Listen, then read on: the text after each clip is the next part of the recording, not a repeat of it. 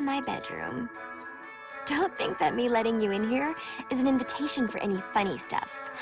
I mean, not that I have a problem with funny stuff. Well, hello everybody, and welcome back to The Other Castle. The Other Castle, welcome. My name is Tom. I'm Andrea. It's been way too long. It's been far too long, and we have missed you. We did. So here on The Other Castle, we do book reports on video games.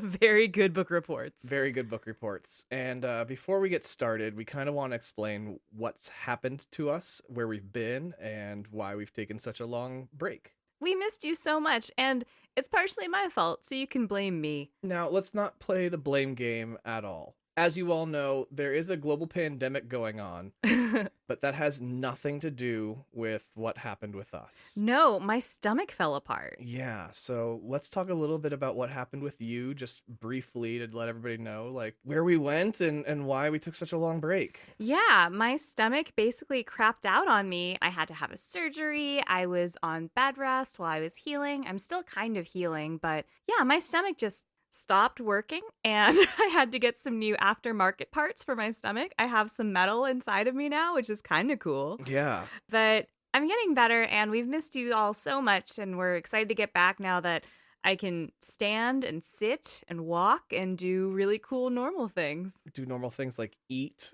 Eating is a very good one. Eat without anything coming back up is a big one for me, so we're excited. Yeah, at the very least, I was able to play a few video games during your downtime. That's true. You did have to fill your time somehow. And so we've got some pretty exciting games, like a game I was never expecting to do that's coming up.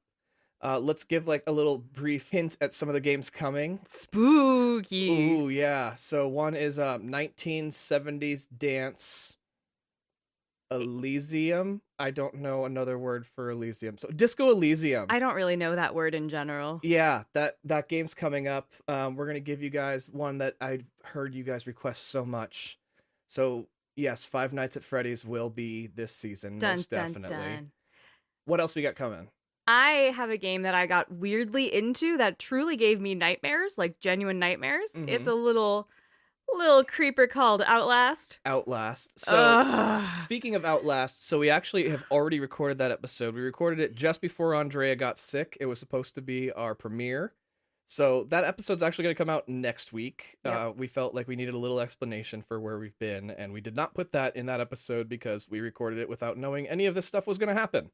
It happens. Also, I played the whole thing, so like, fuck me, right? Yeah. It's a terrifying game. Like, it keeps showing up on lists of, like, the scariest video games ever made behind, was it PT? PT, Yeah. Oh my gosh, yeah. So, you're welcome. I'm trying to find a way to write that off on my taxes because that was fucking terrifying. She made that sacrifice for all of you. I did, and I played it on the Switch, which feels like a console that's too innocent for a game like Outlast. But when you play games like that, you always like turn off all the lights, get underneath a blanket, and let yourself be absolutely terrified. Yeah. What's your point? That's how you play the games. But speaking of games, today's game is one that I'm fascinated by because I'm a bit of a perv, I guess. Yeah, I'm excited for this game because I didn't play this game. I know very little about it, but I do remember it coming out, and I was a fan of like everybody involved that made this game. So yeah. I'm really excited. What is this week's game? This week we're doing Lollipop Chainsaw. Vroom vroom. That is a perfect descriptor of this game.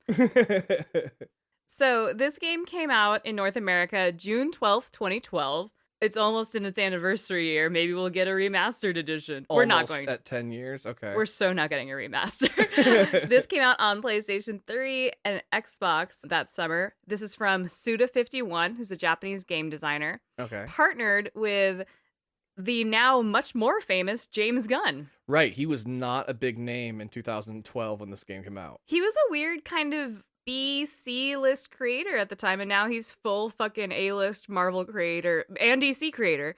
Yeah, he had some I would say indie hits under his belt. Certainly. He had a cult following, myself amongst them, but yeah, he was not a big popular name at the time at all. Yeah. So Suda51, the Japanese developers that he worked with, they do visual novel adventure games. So very story driven.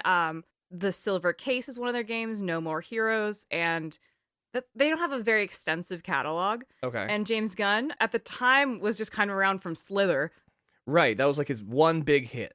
Yeah, and now he designed the Guardians ride at Disneyland. So that's where his career has gone. And if you're not familiar with James Gunn, he did The Suicide Squad, the one that recently came out. Right, the sequel. And he's done all the Guardians of the Galaxy movies. Right. So he's just like, let's do fun team-ups with pop music and be all bombastic about shit. Yeah, and I remember him from back in those days. So I was one of his like little indie like followers. So yeah, he had Slither. He came from the Trauma movies, so he did a lot of like the Toxic Avenger stuff. And then he went on, he did a great TV series on, I think it was VH1. It was called Scream Queens, and it was not the Scream Queens, it's like the drama TV series. The one that was on Fox. Right. This Scream Queens was like a reality TV show that was trying to find the next big, Scream Queen. Oh. So we also recently got a new partner in the house, and that's our cat. And so if you hear her in the background every once in a while, sorry, she likes to visit with us too. And so he was a judge. He was a creator and judge on this show, Scream Queens. He also did some internet shows like PG porn. Oh, PG porn is so good. It's very funny. Look that stuff up. I wouldn't call it PG porn. It's more R-rated porn. There's no nudity. There's just lots of cursing and inappropriate stuff going on. It's very funny. And then his first foray into working with raccoons was something called Sparky and Michaela that he also did. It was another internet show where he worked with a puppet raccoon and a girl who was a superhero and trying to balance her superhero life with her secret identity life. Anyway, so that's James Gunn. Foreshadowing. So this game came about because Suda51, the Japanese group, were like, we're kind of sick of doing the same hack and slash games. What if we did something like really crazy? And they were drawing things up on the board. They came up with a cheerleader with a chainsaw. And they were like, ooh, whatever that is, let's just fucking do it. And they started looking for American creators because they wanted a new spin. They wanted fresh eyes. They ended up with James Gunn. And that's the story of how Lollipop Chainsaw came together. It was supposed to be ported to the Wii U and the 3DS, but that fell apart because why would this ever be a 3DS title? This doesn't sound like a Nintendo title at all. No. This was developed by Grasshopper, and they sold 1 million units worldwide, making it the Grasshopper developers' most successful title. I mean, that's not a terrible sale through. No. So it sold out. It was a really weird thing. Let's talk about the marketing, because the marketing was insane.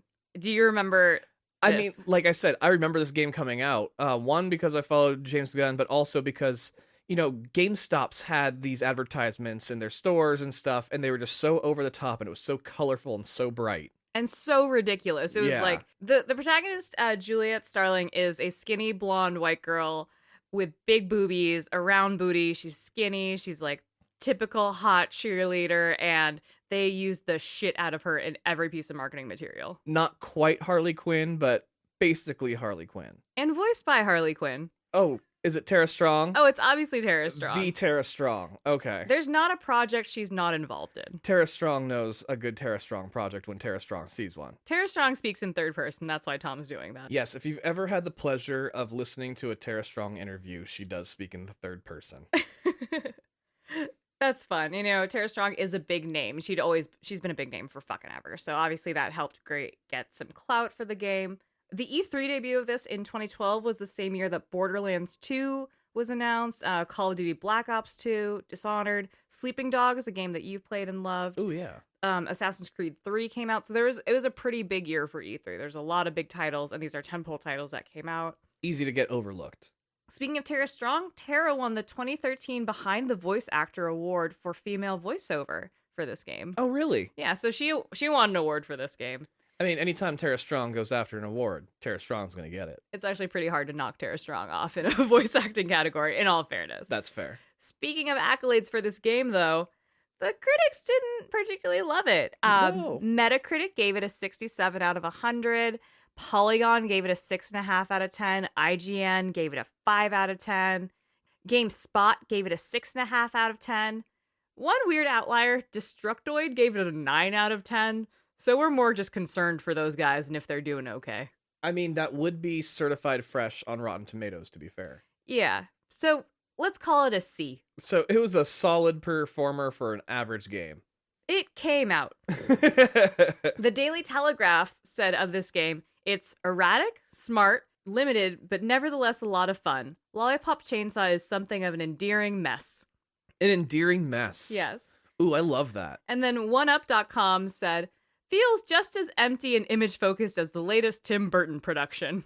There it is.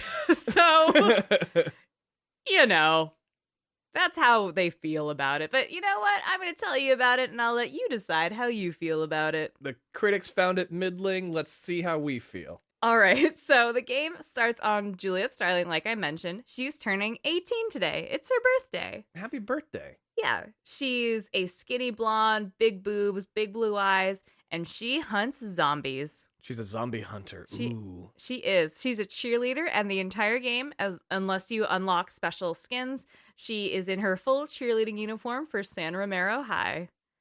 So would you say she's like a Buffy character who has already accepted her mission? Yeah, except she's not as moody as Buffy. She's very up and cheery and bubblegum pop and Okay. But similar vein, not dissimilar. She's a middle child for what it's worth. She has an older sister named Cordelia, Buffy. I was gonna say. And a younger sister Dawn. named Rosalind. Oh, Rosalind. Okay. Who is real. Aesthetically, this game feels very much like a Scott Pilgrim moment. Like, it's very comic book inspired. There's a lot of like flips and shit. And, Oh, okay. It's really pretty. The loading screen just plays Cherry Bomb, the Cherry Bomb. Yeah, you know the one. So it's very fun. It's high energy. The game also only takes about 5 hours. Oh, damn. Okay. Ish. So it's a quick one. Yeah, it's not crazy. Oh, we like the quick ones. We love a quickie. On the morning of her birthday, she's late to school when a bunch of undead douchebags roll up on her. Those douches. And she uses her chainsaw, which she has on her person, to kill them. Why wouldn't you? She was on her way to school, and she had her trusty chainsaw with her. A girl should never walk the streets unarmed. Because of men. Exactly. Douchebags. What's really fun is that when we meet her and when we meet other characters, we get this kind of Suicide Squad moment of a character page. Oh, okay. So it kind of, the music hits and everyone freeze frames and then there's fun facts about the characters. Okay, so it's more like the Next Bus. Right. But we find out that her favorite food is strawberry lollipops. Oh. So it's really fun. That is like the Next Bus. Yeah, and I'll give you some fun facts when we meet more characters along the way. Okay. Because they put the effort into this, I feel the need to call it out. Okay. You know, it's really weird because there's no real backstory. You just wake up, you're a cheerleader who just turned 18, and you've got a chainsaw. And that's great. And, you know, the zombies are just running after her, and she's like, dope, let's fucking go. These zombies are aggressive, and you can tell that James Gunn had a Bible of, like, lines and lines and lines for them to say. Oh, really? An early one runs up and says, I'll rip out your taint. Your taint? I don't think she had one. And also, how? Yeah, I was going to say, girls don't have taints from what I understand. No, we don't have anything down there. So you get to school where zombies are driving buses and just attacking classmates.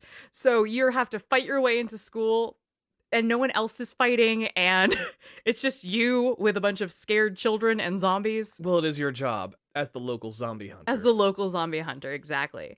So you get to school, you're like, all right, let's do this. While you're at school, a zombie attacks a helicopter and crashes it into school.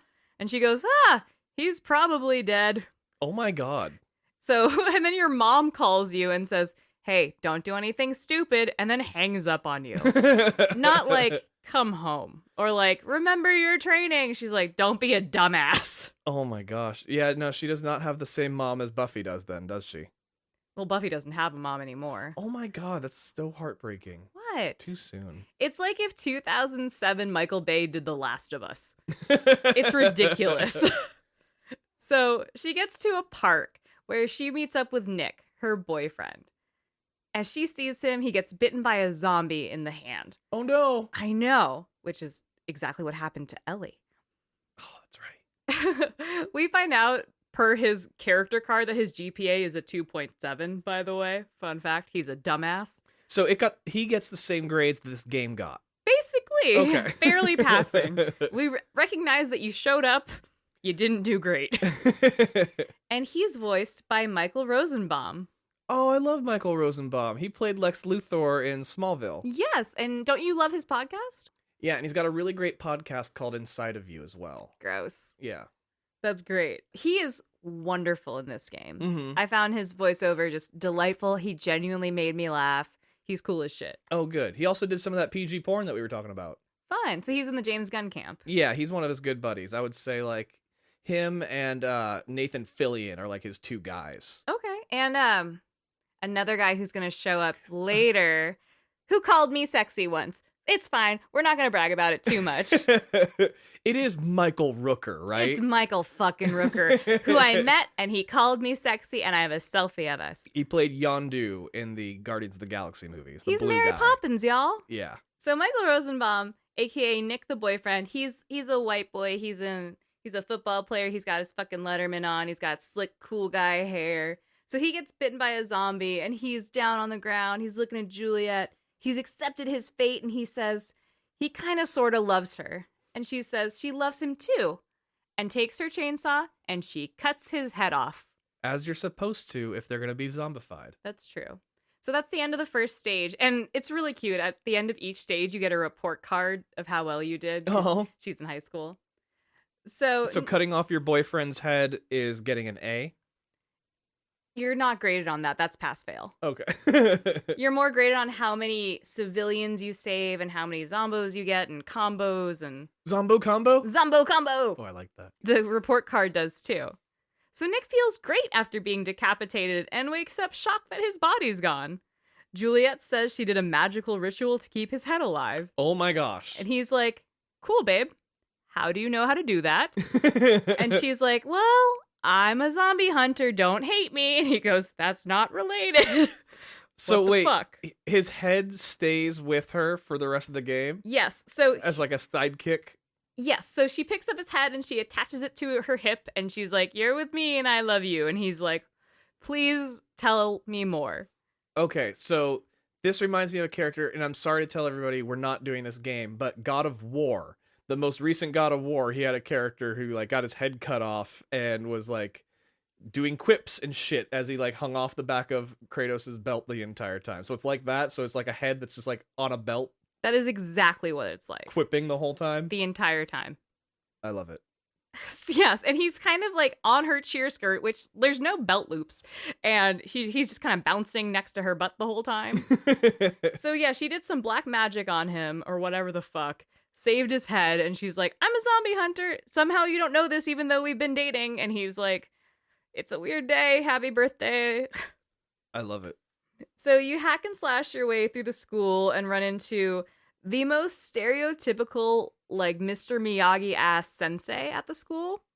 He's 77, and he's a veteran zombie hunter. Is he like the janitor or something? No, he's the zombie hunter. He's just the school's zombie hunter? He's the town's zombie hunter. Okay. He's who Juliet trains under to Oh, okay. learn how to kill zombies. Got it. He's at the school, and he's like, something bad happened between the Earth and the Rotten World. The Rotten World? And they released Rotten World gases on the Earth to create zombies. Oh, no. So there's the plane of Earth that we live on, and there's the Rotten World, like, underneath that's got zombos and bad shit. Oh, okay, I get you. So, So they live on a hellmouth. yeah. It's not unlike Buffy. No one's denying No, that. okay. He's like, all you can do is kill all the zombies, and they go on a mission to kill the zombies that are in the cafeteria, and they basically destroy the school in the process. That's always fun. And they run out into the courtyard of the school where they meet Swan, who is voiced by Sean Gunn. Sean Gunn, okay. That is James Gunn's brother. Yeah, who is he Calendar Man in the Suicide Squad? I think he's Calendar Man. He does the body work for Weasel in Mhm. the Suicide Squad. Yeah. And then you're right, he does play another character, but he's just seen in the prison in one scene. Yeah. I don't remember who he was. I'm like 80% sure it's Calendar Man. Okay. He also is the mocap for Rocket Raccoon, Mm-hmm. and he's also one of the gang members in Yondu's gang. Yeah, he's one of the gang members. He's the one that gets the little arrow thing from Yondu afterwards after he dies. Yeah, they passed the Spoiler torch. alert. It's been out long enough. And then he was also one of the main characters in Gilmore Girls, if you remember that show. Was he really? Yeah. I've never seen Gilmore Girls. That's I don't think anybody in our audience would be a fan of Gilmore Girls, to be real. there's but not a lot of overlap. hey, if you are, he was in Gilmore Girls. Gilmore, go for it, Yeah. man. that's Sean Gunn in this game. He's a goth bastard, and his character page says that he loves Pez, which, as a Pez person, Oh, like the candies. don't claim us. Yeah. He's the one that opened the portal to the rotten world on the school, and the sensei tries to hit him, but is killed. Oh, no. Swan has unleashed 5 boss zombies from the rotten world, all from different rock genres. I like that they're labeled as boss zombies. Yeah, we're just rolling with it. Don't think too deep about Lollipop Chainsaw. I'm trying not to. You literally... But you're giving me so much ammunition. You can't. So the first one is punk rock, and he looks like a skinny version of the clown from Twisted Metal. Oh, I like that. I'm sure that reference will land better than the Gilmore Girls reference. And Juliet chainsaws him down the middle and calls him emo, which I really love. And he's just this very generic punk zombie named Zed, who's voiced by Jimmy Urine from Mindless Self-Indulgence. Oh, is that a band? Yes. Okay. Oh, you're so uncool. So Sensei's almost dead, and he's like, yay, you killed one of the purveyor boss zombies. But you gotta go kill the other 4 before everyone becomes a zombie. And he's like, you got this, and then just dies. Oh, no. But he dies, and you see him as a ghost just walking away. So his spirit just gets up and leaves? Yeah. And that doesn't happen for anyone else that dies in this game. Well, hey, he's Just probably Sensei. transcended to a higher level than anybody else in this game. Yeah, we see him walk the fuck away to the higher level, unlike anyone else in this fucking game. That's what you get when you die an old-ass zombie slayer. This game's nuts. So Juliet's heartbroken. She's lost 2 people today. Her boyfriend kinda died, and her teacher definitely died. And she's like, all right. And she does no, like, head-saving move on her teacher to, like, keep him around to teach her shit. He wasn't bitten by a zombie. Okay, that's fair. Her boyfriend was. Okay. And she watches the sensei take a ghost elevator to heaven, because that's what this game's doing. So Nick's like, hey, I'm ahead. This sucks. And she's like, nah, this is really cool. Let's go.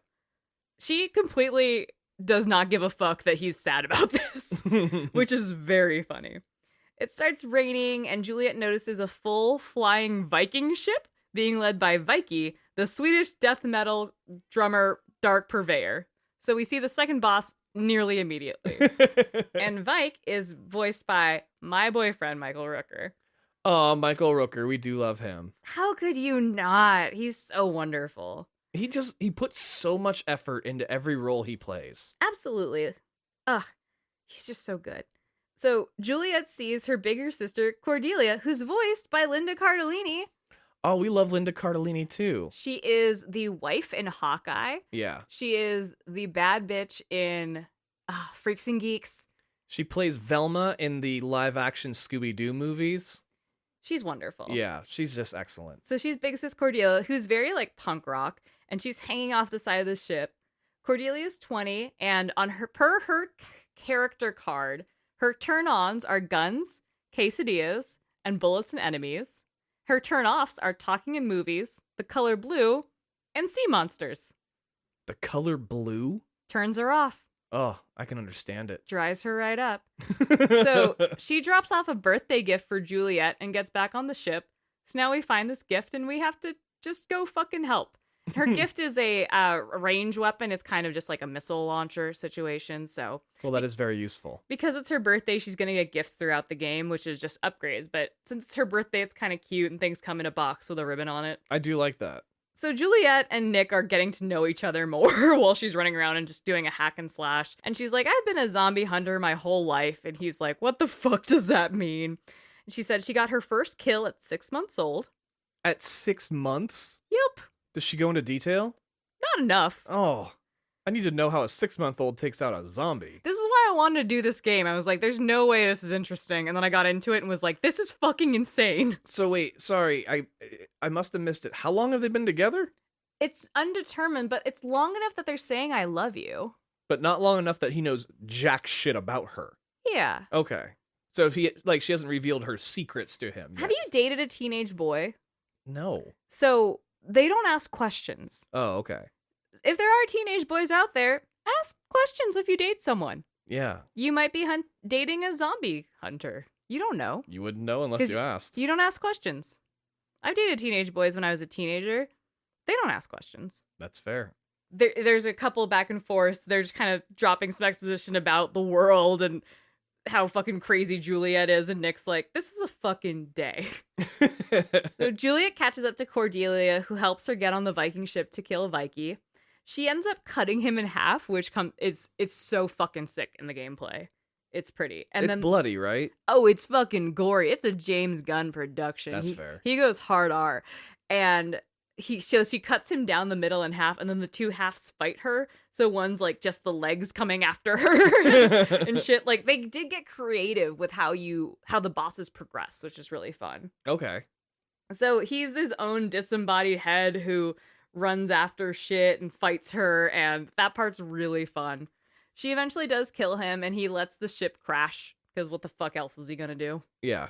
You land on the O'Bannon farm, which is in the boonies of town. In the boonies. In the boonies. Is everybody like suddenly Southern? Yes. Okay. So she wakes up to a school bus barreling down at her while she's out there like killing zombies and shit. And she's like, oh damn, that's my other sister, Rosalind.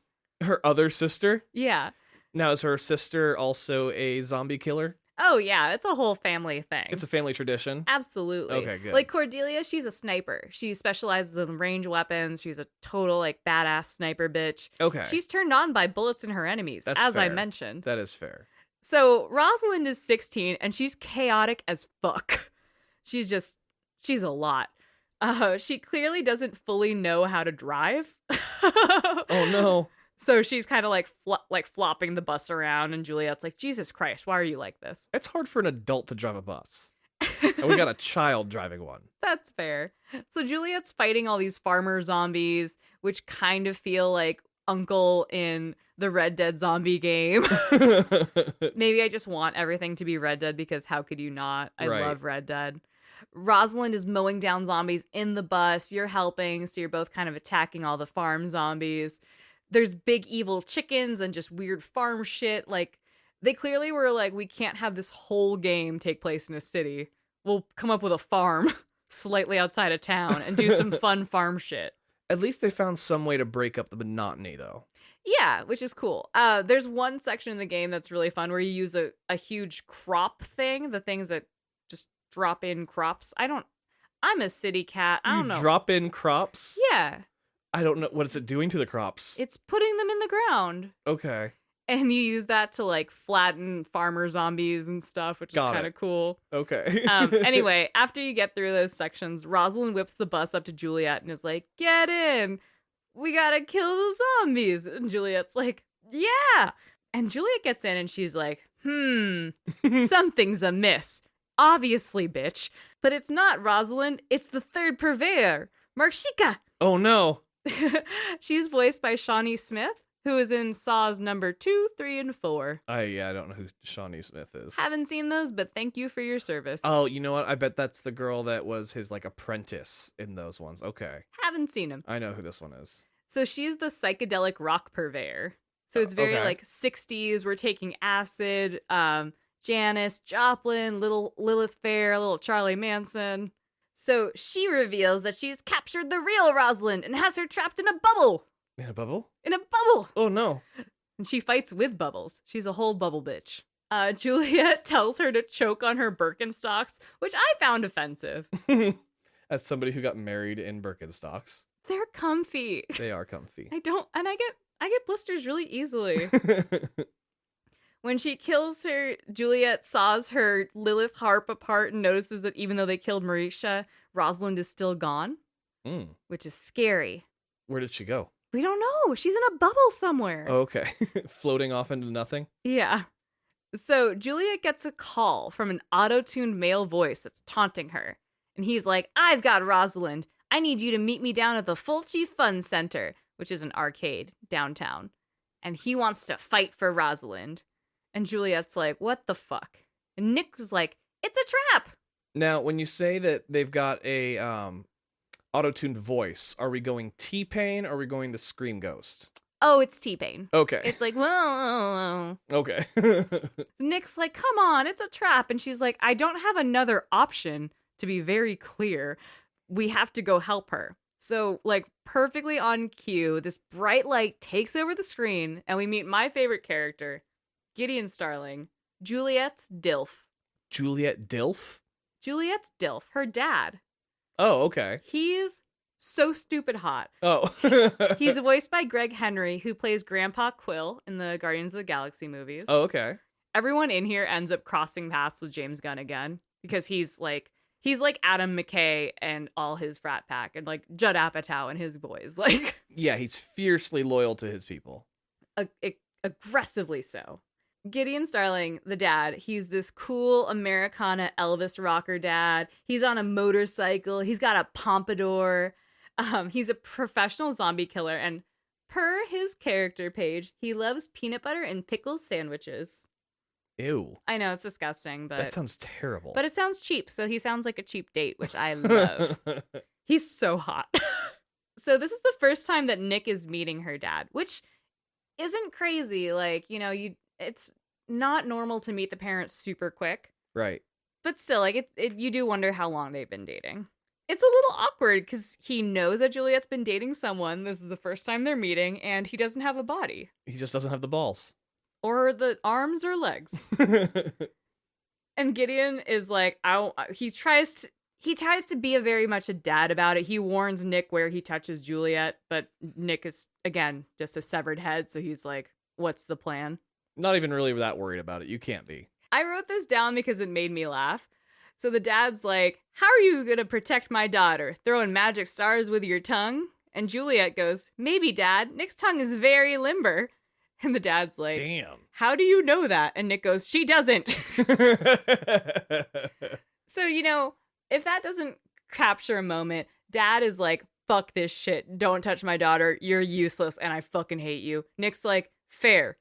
Totally get it. And Juliet's like, that's my boyfriend. Right. What the fuck, man?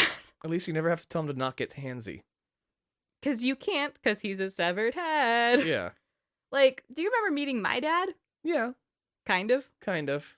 He didn't like me very much when I first met him. Yeah, you're not supposed to like your child's partners. That's just a thing. Yeah. They're rolling up on Dad's motorcycle to the Fulci Fun Center, which is a giant arcade, which is a multi-story arcade, and it's shaped like an arcade cabinet. Okay, I like that. Yeah, it's really neat.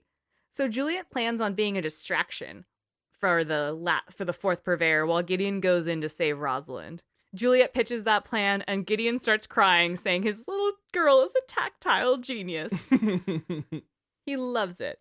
That's really good. Juliet goes into the arcade and finds zombies playing cabinet games. Like, the zombies are somewhat sentient, where they are reacting to their environment. I was gonna say, are they actually doing well? I mean, I've seen zombies play arcade cabinets, and they seem to do fine when they're in the zone. Did they have quarters lined up to show that they had the next game? No, they were pretty much in their own titles. But it's fun just to see them, like, interacting and not just going, and walking totally. Arms straight. So she clears these floors, and as you're going up, there's some mini games, which is kind of fun. There's one that feels very much like Pac-Man. Nice. And you're hiding from ghosts. There's some level up ones. It's very inspired by old classic cabinets, which is cool. So she's trying to work her way up through the family fun center to get to the fourth purveyor. And he's a funk guy. So it's very like funky music. He literally screams, "I'm Jossie James, bitch." His name's Jossie James, which is fun. There's one side scroller mini game, which is kind of cool. So they try to keep it light. Okay. You know what? That's the whole fucking tagline for this game. We're keeping it light. Don't think too hard about it. Don't take this game too seriously. It's for fun. It got a C. So they're going through, and as she's leveling up, there's different mini games. At one point, they just abandoned the video game trope, and there's a section of just her pole dancing. And I wrote, that's it. That's the level. It was destined to get there eventually. Yeah, so she's pole dancing with the chainsaw and killing zombies as they come closer in like a radius attack. Oh, okay, so she's still killing zombies while she's pole dancing. Yeah, but she's also pole dancing. Well, they at least found a reason for it. Kind of. It's ridiculous. And she says something to the effect of, this is so much easier when I'm at home and I don't have to wear clothes. And Nick is again bouncing off her hip being like, the fuck is happening? Why is my girlfriend like this? He's on the ride of his afterlife, let's face it. There you go. So she levels up to get to the funk guy, and he's like a Casanova Frankenstein, Saturday Night Fever vibing ass, dance party man, hosted by Josie James, bitch. And he's flamboyant, he's wearing rainbows, he's mad funky. And she gets up to him and she sees her dad up there about to go save Rosalind. And Josie James, the funk-ass motherfucker, says the only way to get her sister back is to play his game. What's his game? It's just a boss battle. Oh, okay. But my favorite thing about him, and he's a fun character. His character page says he loves Rick James and cocaine. Well, cocaine is a hell of a drug. They pulled no punches in this. No. They were like, fuck it. And gave no fucks. Yeah, they were like, we're going for like the hard M rating, so why pull a punch? And we'll steal jokes directly from Dave Chappelle. Absolutely. He's not going to see a dime. He's riding a UFO that shoots rainbows, because, that's what's happening. And at one point, he tries to retreat to outer space right when he's about to die. He's taunting her from his UFO, but he's also trying to get away from her because he's losing the battle. This is a real game I'm talking about. I was going to say, this game gave up a long time ago trying to maintain any sense of reality. It starts with a girl on her birthday. Yeah. We're here now. So he's about to die and he pulls up a live feed of Rosalind and he's like, ha ha ha, fuck you. But then Gideon shows up in frame, saving her. And Juliet's like, cool, Dad saved her. I'm going to kill this dude now that we know that my sister's safe. So she kills Josie James, and the family's mostly back together now. Rosalind's safe, Juliet's safe, Cordelia rolls up on them, Dad Gideon is there, and they're all regrouping. And they're like, cool, there's only one dark purveyor left. And they plan on using all of their strengths. They're going to need it. They will. Juliet's going to come in swinging. Cordelia's going to be a sniper. Rosalind's the wild card. Because again, her character arc starts and ends with chaos. And the dad's going to be a flank just to sneak around and get them. And the entire time Nick is like, what's happening? I'm over this. You should leave me behind. We should probably break up because I'm just ahead and you're going to get bored with carrying me around for a while. And she's like, nope, I love you. And he's like, kill me. You shouldn't. Please kill me already. He's begging for death. Let me die. Yeah. He's truly just like, I don't like what's happening. I think you should date someone else. Maybe a vampire slayer. This is insane. Please stop. And she's like, nope. It's been a great 3 months. Right. Probably. I bet they've been dating for like 3-4 months. Fiercely loyal. As loyal as James Gunn is to his actors. It's great. So this level, you're going through downtown areas. There's like alleys and streets and there's construction zones.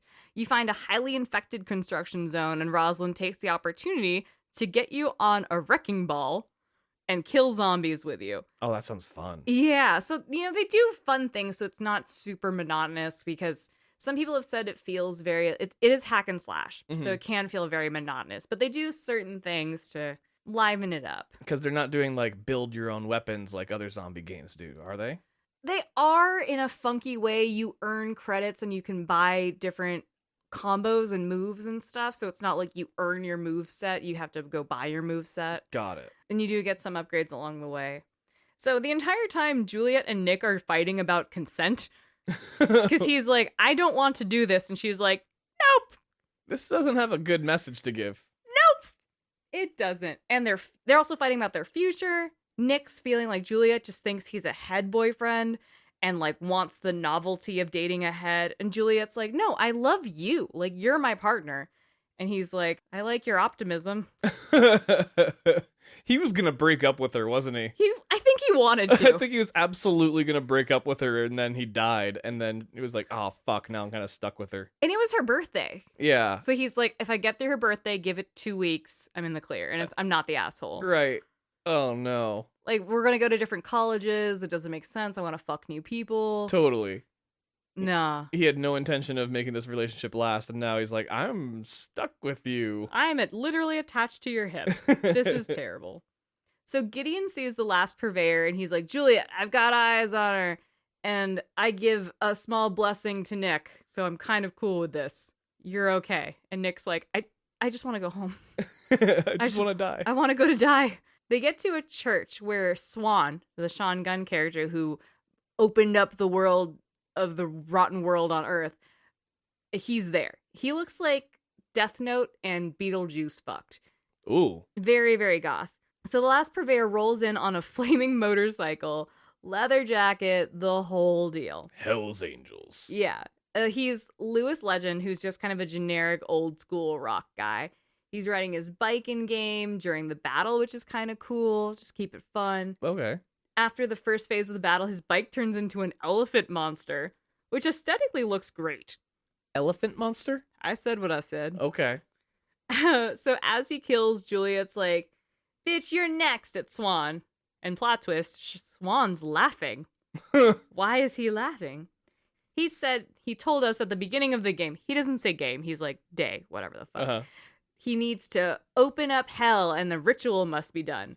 The ritual was actually to have all the dark purveyors defeated. Oh no. It was in his plan for Juliet to kill all the dark purveyors in the first place. Oh shit, this is all going according to plan. Now that the ceremony has been completed, the selected zombies were killed and said the right things when they died. Juliet's like, why? And Swan says, you are supposed to be different, but you're all the same. And then he calls her a bitch. Just straight up calls her a bitch? Yeah, he's like, you're a bitch.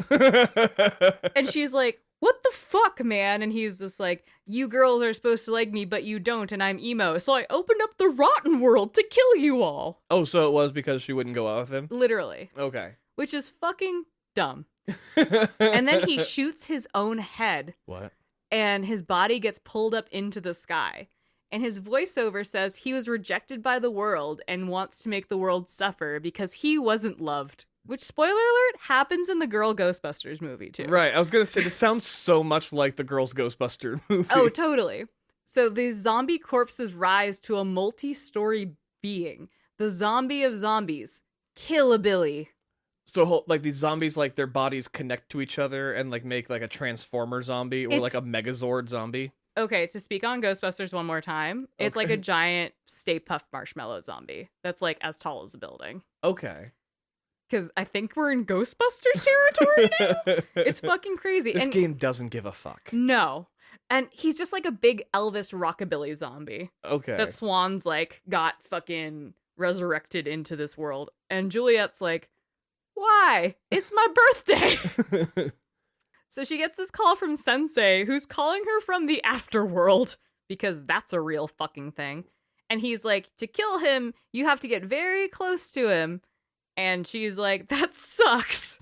So, like, emotionally? I hope so. She's like, dear Kill-a-Billy, I want to open up to you about some things. Right. So Nick is like, I guess I'm along for the ride. And he starts showing more interest in Juliet. And he's like, all right, you got it, babe. And she's like, I've killed a bunch of stuff. And he asks her questions. And she said she killed a bunch of Sasquatches once, which I just wanted to include. Because not an adventure we've seen. No, this is a separate thing. Maybe they're alluding to a prequel series we may never get. But she said she killed a bunch of Sasquatches. A bunch of them. I don't think they move in herds. I felt like there's maybe one left. So. Yeah, like you only refer to like the one Bigfoot. The one Yeti. Yeah. There's not Yetis. Yeah, it's rarely plural. So Kill-a-Billy picks up Juliet like King Kong picks up the little girl and tries to eat her at one point. And during the fight, to save Juliet, sexy-ass Dad Gideon rides his motorcycle into Kill-a-Billy's face with a grenade to stop him and save Juliet. Oh. So my favorite character sacrifices himself. That's what the dad's supposed to do. Ugh. So Sensei calls again and he's like, Juliet, go into his head hole to kill him. And Juliet's like, I just watched my fucking dad drive his motorcycle into his face and die. I need a minute. And he's like, don't care. Go, go, go. Take a minute later. Yeah. And she's like, for real? He's like, yes, bitch, I'm calling from the afterworld. Here, you want to talk to your dad? He's right here. Yeah. He just walked in. Get over here, buddy. Oh, that's dark. And Nick is like, you got to do it, dude. You got to. We're rolling with the day. You just gotta go. It's like 10 p.m. Right. My day started so long ago. I thought I was gonna go to math class today, and now I'm ahead. Now I'm just ahead. So she's like, fine, fuck you. She runs inside of Kill-a-Billy, and she's hacking and slashing her way through his body, and she gets to the heart, where she sees Swan's headless body is tied to his heart core. Heart core. Heart core of his being. It's hard to refer to him as a person because he's a giant zombie monster. Yeah, no, it's great. It's fucking weird. It's just the things that are coming out of your mouth and the phrases that like you have to create because of this game. Thanks, James Gunn. It's just I'm listening to it and I just have to repeat some of the things you say because they're so outrageous. This is all James Gunn's fault. So she's like, that's terrible. And Sensei had said when she kills the core with the body, the Kill Billy will die, but it has to be Swan's body to kill the core because Swan's the one that resurrected all the zombies. Of course. Obviously. She just hadn't gotten to this chapter of her training yet. And she's like, well, how the fuck am I supposed to do this? And she realizes the only way to get Swan's body to die is to put Nick's head on Swan's body to crash the core. But he would be dead too. Oh, but that's what he wants. He did beg for that like 20 minutes ago. Nick's like, I'm down to clown. Let's fucking go. Yeah, I'm ready to die. He's like, yeah. So she's sad. She puts his head on Swan. She kisses him. She says she loves him. And she runs out of there and the core erupts. And we cut to space. Outer space? Outer space. Oh. Nick's head is floating in space. I'm just going to let you laugh. Of course it is. And is told by Sensei's voice that because of his bravery, he would be rewarded. That's a reward? So we cut back down to Earth, where Nick's head is now on Sensei's body. Oh. What? He's got a 90-year-old man's body now? He was going to be rewarded for his bravery, but there was a mix-up. And instead of his body, he got the body of Sensei, who's about 4'11".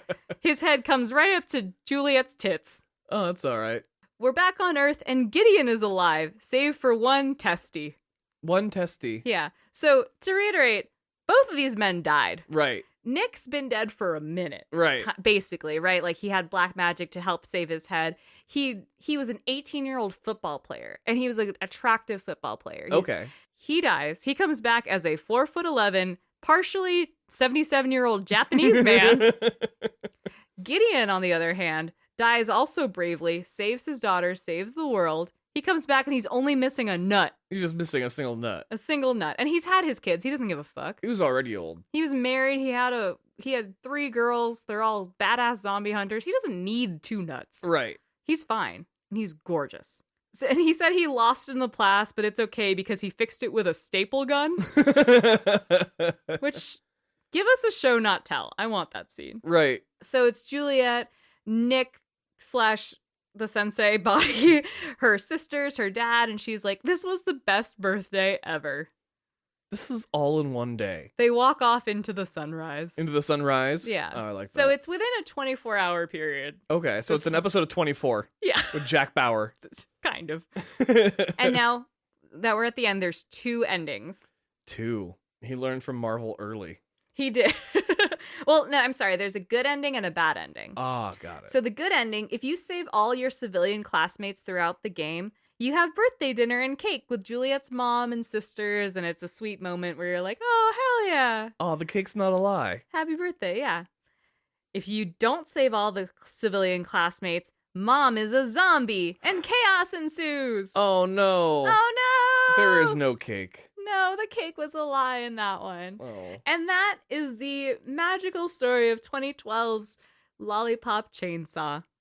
That sounds so chaotic. It's so chaotic. And so James Gunn also at the same time. Absolutely. And it really wasn't panned well enough to get a sequel for obvious reasons, I think. Yeah, I mean, there was a lot of games like that came out at that era too, though, that just were weird hack and slashes that were just for fun and came out and didn't make a splash, but the people that played them seemed to be like, yep, that was fun. I want to call it like the Mountain Dew generation of games where it was just really bombastic. They wanted to make headlines. They wanted to do a thing. And then we got this great era of indie games that were really understated and like, we're going to make things as creepy as possible. Right. And those are the other games we cover in this show. But, I really just wanted to include this because I remember the marketing being so alpha male and testosterone driven and being like, there's no way there's story to this. And then I watched the entire game and was like, yeah, there's no story to this. But I wanted to piece together what was left of a story because this is insane. Right. Well, I remember when you telling me that you were going to be picking this game to talk about. I immediately was like, "Oh, the James Gunn game," and you're like, "Wait, you knew about this shit?" And because he got involved in that game in like 2010, and then the game didn't even come out until 2012. So I remember hearing about like he was getting involved in this shit, and he was getting heavily like lending all of his expertise into it, and that it was going to be absolutely balls to the wall, like outrageous. Then obviously the reviews came out, and I was like, "Okay, I'm not going to play that shit." But you can definitely tell that he wrote so much of it though. Yeah. Like and obviously he got so many of his friends to voice act in it. 'Cause, you know, like half the fucking Guardians that aren't main Guardians are in this game. Like everyone except Dave Bautista basically showed up for him. Well, right, because he didn't even get to meet him until later. Nathan Fillion wasn't in this, which is interesting. Really? He's usually a part of James Gunn stuff. Yeah, he usually comes into play. When we watched The Suicide Squad, you specifically were like, which one was Nathan Fillion? Yeah. And I was like, oh, he died immediately. Yeah, it was the guy with the arms that like got detached or something like that. Yeah. Yeah. That was a fun movie. That one, it's more fun than the first one. I know in a past episode I've said that I hadn't seen this Suicide Squad. I've now seen both of them. Like the first one better than I thought it would. And now he's wearing glasses to show that time has passed. You know what? It is fun for what it is, but you can't take it seriously. No. And it wanted to be taken seriously, which was my issue. Yeah, I can see that. But, you know, with most James Gunn productions, you walk in kind of tongue-in-cheek, knowing it's going to be a little silly, but you're going to get something out of it. Yeah, you might get a, like, rock turned into Pac-Man. You might. That's definitely a thing that's happened on screen that we paid money to watch. Right. But you might also cry hysterically because a blue guy died. So... there's that. yeah. I would also like to recount one of my favorite voice moments in this game. Yes. So Juliet is with Nick. They're running through the school, I believe. Mm-hmm. And she's like, I get to learn so much about you now that we're hanging out all the time. Which also proves that they haven't been dating that long. Mm-hmm. And she goes, what's your favorite color? And he's like, it's blue. No, it's green. It's definitely green. And she says some line basically like, I'm so stoked that we get to spend so much time together. And he goes, fuck me, it's yellow. Which feels very James Gunn of like, fuck. Yeah. But just, it's also a testament to Michael Rosenbaum's incredible timing, incredible pacing. He does such a great job as Nick. I cannot say enough great things about his performance as Nick. I mean, I believe it. The man's an incredible performer. He's got just the quickest wit. He's so funny. Like, I believe every ounce of that. Oh, I'm on board for him forever. Yeah. Again, if you don't know Michael Rosenbaum and his podcast Inside of You, definitely check that out. Check out Smallville. Hell, he makes a great Lex Luthor. And after you're checking that out, check out our podcast again. We're going to be uploading more episodes very soon. We are back in the swing of things. We really are. And we are so excited. We've got some really fun games coming up, some big titles, some small titles. Oh, yeah. Some weird shit that I think is funny. No, that was this episode. This episode was entirely me self-servicing going, this is fucking weird. Yeah, no, I'm really excited to be back, and we have some great games coming. And so, yes, next week we've got a game, Outlast, that we did. Ugh. We recorded it a while ago. Listen to it. It's still fantastic. We just make some dated references. That's about it. I'm still a little traumatized from that game. I don't blame you. I remember you just being so scared under the blankets with that one. And you were like, are you okay? And I'd say, no. Does it look like I'm fucking okay? And it looks like we've got probably the scariest game yet coming up. Absolutely. And also to speak on Outlast, I think it's going to be really fun. If you're curious about the Outlast world, there is a second game. There is a DLC that runs concurrently with the first game. And Outlast Trials is going to be coming out relatively soonish, which is not Outlast 3, but an Outlast title, which is super exciting. So if you get excited by next week's episode, just know that there's so much more content for your depraved, fucked up mind. Because if you're really into this world, you shouldn't be. And okay. Can I tell you, I got into like the subreddit of Outlast and lost my fucking mind. That is a dangerous path to go down if you find a subreddit. There shouldn't be fan art. Why is there fan art? Because people are fucking depraved. Did you find any fan art of Lollipop Chainsaw? Ooh, probably don't. I don't want to talk about there's in Lollipop Chainsaw, you can adjust your camera and there's a certain achievement you can get if you upskirt Juliet enough. Stop, really? So I did not. Enough? I did not want to go down the subreddit rabbit hole for this game because I was scared I would break my computer with like porn viruses. I'm not even fucking lying. It's an achievement that you can't like take off of your achievements page. It's literally like the scarlet letter for pervert. It's the scarlet P. Oh my god, I love that so much. Do you? I do. Well, you didn't want to check out like the Rule 42 on this one at all? It kind of does it for you. Like you can looking through the skins, the skimpiest one, you can get down to a shell bikini where Really? it's like just shells over the nipples and like over the conch shell. I'm going to call it a conch shell. I didn't feel good about that. I'm sorry. It's okay. Yeah, but no, you can get pretty graphically down there. And it's funny because you can do like sexy bikini, you can do like smaller cheerleader outfits, and then you can do like Japanese maid outfit. Now, are these all purchased with the same kind of currency that you're buying like your weapons upgrades with? There's slightly different ones. There's ones that there's points that you can earn to get combos and learn different moves, and then there's platinum coins that you can turn in for outfits, which I think you get through achievements. Like, oh, I have a 10-hit combo, I get a coin. It's a strange currency system, but the better you are at the game, the more currency you earn to do both attacks, moves, and to get outfits and sexy outfits and stuff. But you can really get her down to her skimpies. I'm just thinking if that game came out now with the microtransactions. Oh, God. Oh, and loot boxes for it. Like, that would Ugh. be... Oh, I bet people would have paid a lot of money for some of those outfits. I think they would pay a little money for those outfits. It's a Never ridiculous underestimate game. guys and their wallets. That's fair. That's very fair. They had OnlyFans down for 2 days and brought it right the fuck back. Right the fuck back. That's true. I'll give you that one. They took away nudity for 20 seconds. You're like, nope, this was a mistake. There's one dude that plays violins on OnlyFans like, this is great. And then he was chased out of town. This doesn't affect me at all. Yep. All right. But yeah, a fun game. It's worth listening to this show about, and that's kind of it. If you see James Gunn, ask him about it. I would love to see James Gunn be asked about this now at a comic panel. Okay. Being like, fucking tell us about Peacemaker. Oh yeah, fucking John Cena. And then be like, justice for Juliet. And him go, hell yeah, man. Because I feel like he really loved it. I feel like he really got a kick out of doing a video game. He loves the culture. He loves nerds. Mm-hmm. This seems like something he really enjoyed doing, and it just didn't work out great, but give him another one. Like, you would hope it didn't burn him out of doing a video game. Okay, pop question. Okay. If you could have James Gunn come in and stunt write for a franchise or game or title, what would it be? And why is it Crash Bandicoot?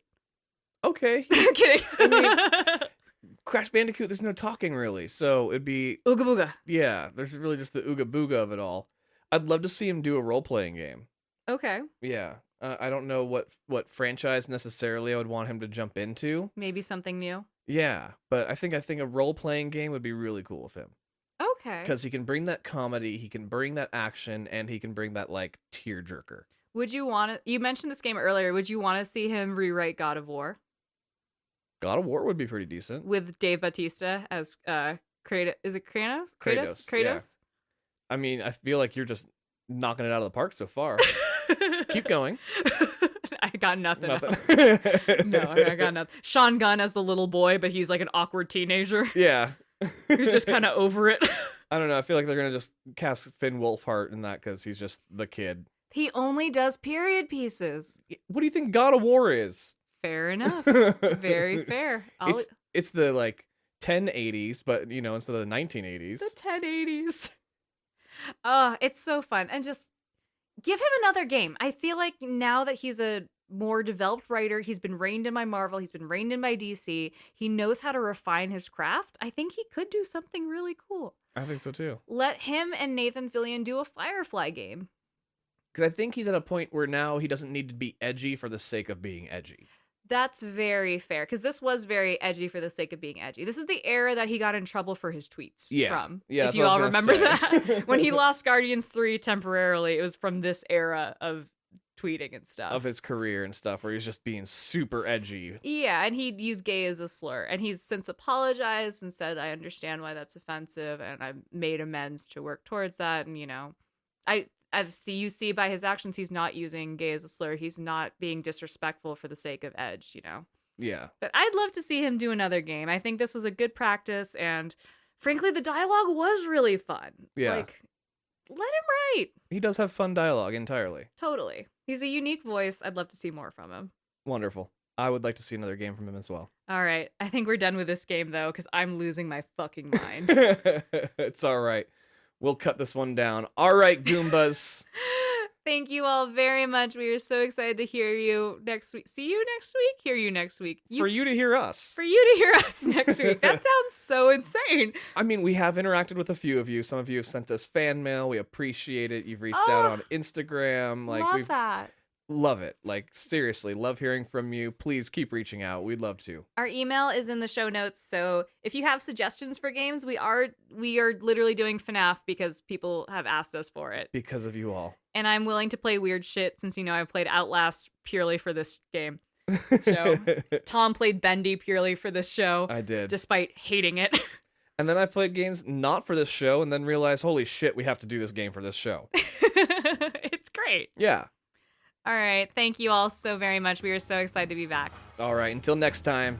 Bye. 3, 3, 1, 1, 9, 4, 1, 2, 2, 2, 1, 1, 2, 3, 4, 3, 3, 1, 1, 9, 4, 1, 2, 2.